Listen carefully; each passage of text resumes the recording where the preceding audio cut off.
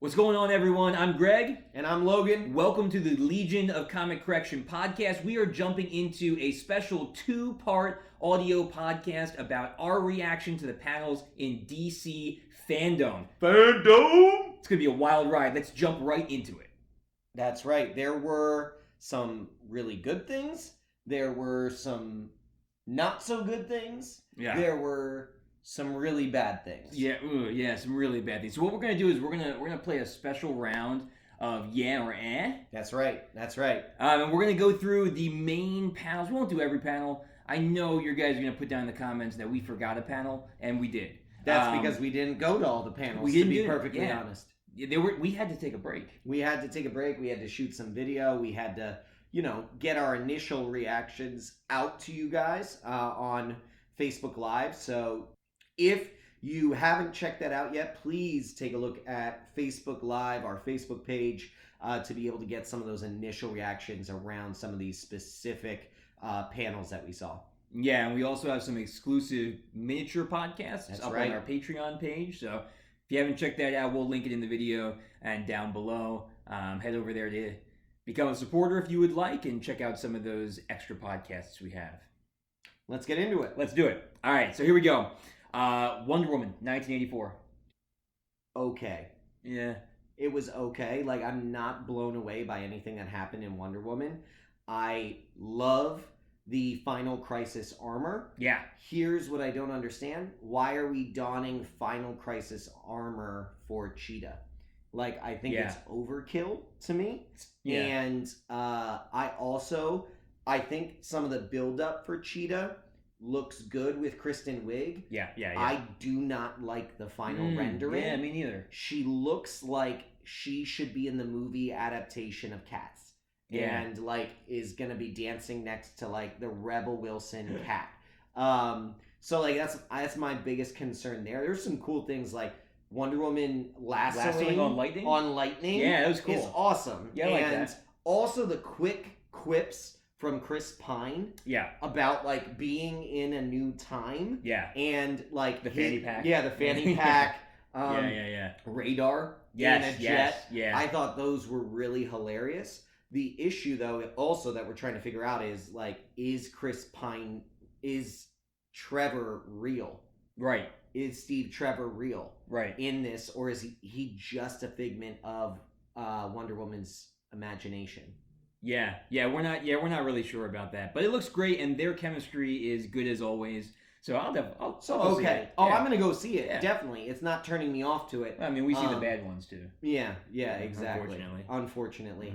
All right, Gotham Knights. Oh my gosh, I so good. Cannot wait for Gotham Knights. Yeah. We got to see both cinematic and gameplay. Yep. It was All great over. to see both. Yep. It was awesome to see the initial fight scene with Mr. Freeze. Yeah. And getting to see some of the combination play between the characters. Yeah. That Set was up, amazing. knock 'em down. Exactly. Yeah, very exactly. Cool. So I'm very excited for that. Things that I'm really wondering coming out of that, though, are is this going to be multiplayer? And yes, how please. Many on multiplayer? I'm hoping 4. 2 to 4 players. That'd be so cool. 2 would be great. 4 would be amazing. Yeah, let's do it. We want to play this. Yeah. That's really what it comes down to. Yes. And I will get a new system to play this. Oh, That's me too. For sure. Yeah, That's for sure. We'll play it and we'll put it up on the channel when we do. All right, multiverse. Sorry, I kind of reacted before. Awful. Before I said it. Awful. Yeah. Okay. So here was my hopes coming into multiverse. Yeah. That there would be the introduction of an overarching plan that would begin to connect the DCU. Right. Okay. That was the hope. Didn't get that. Didn't Nope. get that. What we got instead was the explanation of how the multiverse acts as basically a band-aid Yes. for all the terrible mistakes that are catch-all. in the DCU. Uh-huh. And not just the DCU, but across all of the DC universes. Yeah, past, present, and future. They're setting it up so that if they mess up in the future, they can just say, well, that's just part of another timeline we don't care about. Or on another Earth. You saw it happen. They literally put Green Lantern on Earth 12, Yeah. which is basically, I'm assuming, going to be where also like Jonah Hex and Yes. all the terrible trash movies go. Terrible DC movies are put. Who is the person that's pulling all the strings? It's gotta be because the Jim Lee. reality, it's not Jim Lee though. Right. It's not. He doesn't know all He the said things. that. He doesn't have. Kevin Feige is over all of the MCU. Right. We need to have that person being able to do that for the DC universe, and it should be Jim Lee. Jim Lee was a gem. Yeah. A gem. All of fandom. He was phenomenal. It was great to see him. He was in everything. He was doing critiques of people's portfolios of work. Yeah. He was in the multiverse. He was in the voices behind the cow. He was in everything, and like he just designed give the it layout. to him. He designed the layout. The layout of the Fandom. whole thing. He also did all the preliminary sketches for Black Adam, which we'll talk about later. That Boss Logic then finalized on. So he did all those preliminary sketches. Right. So he has his hands in everything. They just need to kind of give him the keys, I think. Yeah, let him run with it. All right, Flash movie. So this is where the multiverse then like took it a step further. Yeah. And they said like the Flash is the key to the entire multiverse and people being able to make connections between all of the different Earths and all of the different timelines. Right. Basically, they're linchpinning everything on this Flash movie connecting their entire multiverse. Which definitely concerning because like all your eggs in one basket. All your eggs in this basket. That could go really badly. And also like how long is this movie? Because it's also Flashpoint. Because that's what they've said. It's a 5-part HBO miniseries. It made by Zack Snyder. Oh no. No, we're not there yet. Don't get me started yet. But like my point being, like you're trying to connect everything with the Flash movie in the multiverse, and then on top of that, you're also doing Flashpoint. Yeah. This is the thing that has gotten them in trouble in the past. They bite off too much. Too many villains. Too long of a storyline. Right. You try and fit too much into one movie, and then you don't do anything well. Yeah. That's my concern with Flash. I'm concerned. Yeah. I am concerned about where they're going to go because we know Flashpoint is one of the greatest stories in comics. Don't mess it up entirely. Yeah. So if you're trying to build too much on that, you're gonna have too much going on. Yeah, agreed.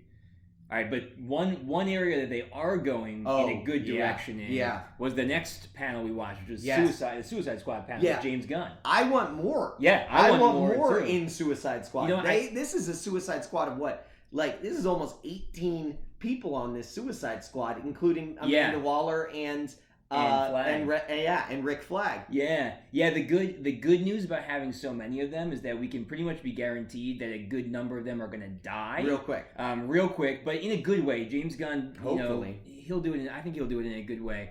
You know who they better not kill? Weasel? No. They could kill Weasel. King Shark? No. Flula. Oh, Flula. My man, the javelin. I want more Flula. Javelin with that long blonde hair. It's so funny. My gosh, he is fantastic. He was a bright point of that panel. He was the funniest guy up there. It's because he didn't know what was going on. He had no idea what was going on. With his Mario mustache? I think he always knows what's going on. But he always pretends like he has no idea what's going on. He's hilarious. Great. Yeah, he's so good. Yeah, there are so many. That is the problem with we have a huge ensemble. And I like them all. Like I don't. I like them all. I don't want any of them to go. I don't want them to actually. But that's brilliant though, because already we're at the point where we're like, we don't want to see any of these guys die, and yet we know it's going to happen, and we know that they're not going to all make it out. If it's anything like the source material they're taking from the Dirty Dozen and that inspiration, right. You know, we know that there's going to be quite a few that aren't going to make it. The question is, who is it going to be? Who's not going to make it out? You don't think Weasel's going to make it out? I don't think Weasel's going to make it out at all. No, I think Weasel's going to die quick. Harley's going to make it out. Are you sure? She's too much of a loved character at this point. Maybe. Yeah. I don't know. I think Margot Robbie might not want to be like pigeonholed in that. Maybe she wants to step out. I think it would be really cool. What they might do is they might kill off the people who are returning cast members. Her you and might Captain see Boomerang? You might see Captain Boomerang go. You might Yeah, I see can Rick see that. Flag go. You won't see Amanda Waller go. They can't. They can't. And maybe not Rick Flag. I don't know. The way he's dressed and the way he seems to be acting, like the behind the scenes we saw, it seems like he's going to be a very different I mean, Flag. he was really excited to be there. Yeah. I don't know. I don't think Harley is one that gets killed. No. I think they build We'll a see. lot of this around. But what I was really excited about was the Dirty Dozen theme. Him literally saying, I mean, we talked about that when we reviewed the movie. The Dirty Dozen is what this should have been based on. Yep. You know, and that is what I really felt in that behind the scenes and the sequences we got to see. So I'm really excited for the Suicide Squad. Yeah, that's definitely a yeah. All right, yeah, okay. All right, Legacy of the Bat. Terrible. Yeah. Terrible. This was an injustice. They said that they were bringing experts on Batman. And then 3 of the so-called experts on Batman admitted that they had not even shown an interest in Batman. What really hooked them was Batman Begins. Yeah. Are you kidding me? Yeah. These are our experts. Jim Lee was the only expert up there. Yep. Even the guy who plays Nightwing wasn't even giving any new information. Right. It's like, because you played him, you obviously are an expert on the character. No, it's clear that this guy hasn't read any source material. That's actually what was clear. So no, I was pissed about Legacy of the Bat. Yeah, not so good. No. Joker was quick though. Joker was cool. Was good. Joker was good. Joker was 5 minutes, but it did a really good montage of all of the different representations of the Joker. So we got to see Mark Hamill in the animated version, Jack Nicholson. We got to see some behind the scenes with Jared Leto. We got to see some Heath Ledger Ledger footage. Yeah. You know, it did a really good job. And also the way that they talked about him was correct. Yeah. He is the antithesis of Batman. Yep. That's the way the Joker is. Trying to give Joker any sort of actual backstory is ridiculous. It's not in the comics. It's not real. He exists Batman exists. He only exists. Even when Batman goes away in the beginning of Batman Returns. You have to remember, he's in Arkham comatose. Yep. And then when he hears Batman is coming back, that's when he starts to twitch and he starts to come out and wake up again and start doing stuff. He only exists to be the villain to Batman's hero. That is the only reason he exists. Agreed. And they hit that. They did a really good job of it. It was cool. It was nice to see people who actually know the character talk about the character. It was good. Yeah. Right. Who'd have thunk? That would be good. I know. I mean, oh my gosh. So shocking. So shocking. All right, guys, we're going to cut it off right there. That's a lot. We got so much info. And there's a lot more to talk about, too. Yeah, so we have much more to break down our DC fandom experience in part 2 of our video, so make sure you check click it out. Get ready. Link. Yeah, it's going to be great. So we'll jump into the second half of DC fandom. You know that second half? Yeah. That second half has Snyder Cut, Black Adam. It does. And the Batman. Oh. That is a big second half. You guys better check it out. There's some good stuff. So like and subscribe. Leave a comment down below about what you thought about DC fandom, and we will see you guys in part 2. See you, Legion.